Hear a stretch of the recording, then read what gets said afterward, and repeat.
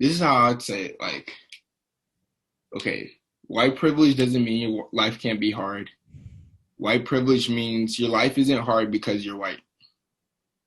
Like, I think, That's a good quote, Rob. yeah. Like, okay, I Hey, didn't that's a come up clip with right that. there, I didn't motherfucker. come That's up a with that, clip right but there. yeah, say it again. Say White it. privilege isn't doesn't mean your life can't be hard because you're white. It means that your life isn't hard because you're white.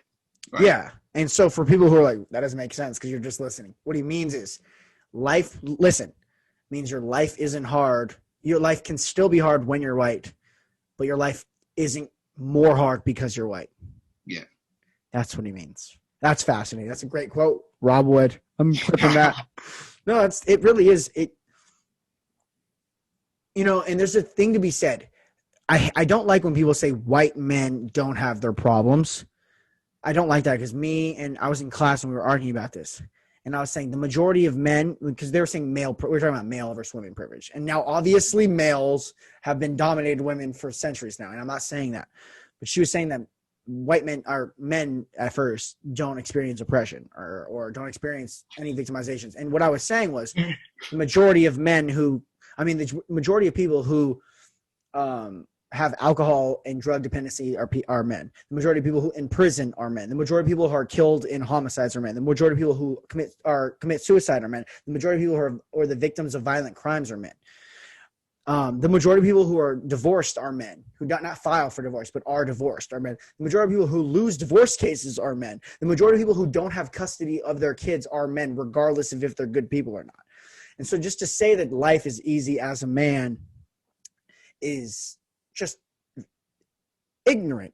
And the ladies in the class were talking about how, well, if we're going to talk about prison, the majority of men in prison are black. While that is the case, they are still men. And the majority of people who have alcohol dependency and drug dependency and suicide are white men.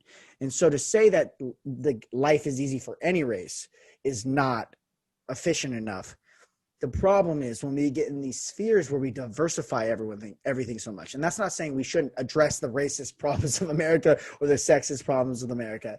It's just saying that, there's no winners or losers in this. There's just bad people versus good people and what we need to fix, Yeah.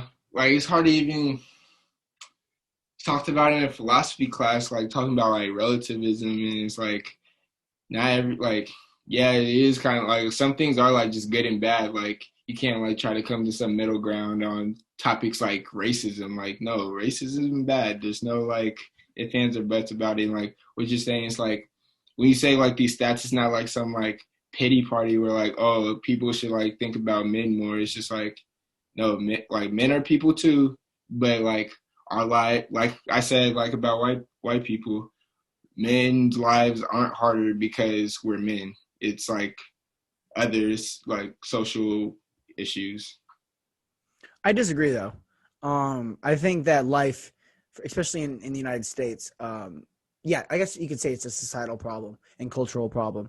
But the one standard that men are held to that is the hardest standard is success.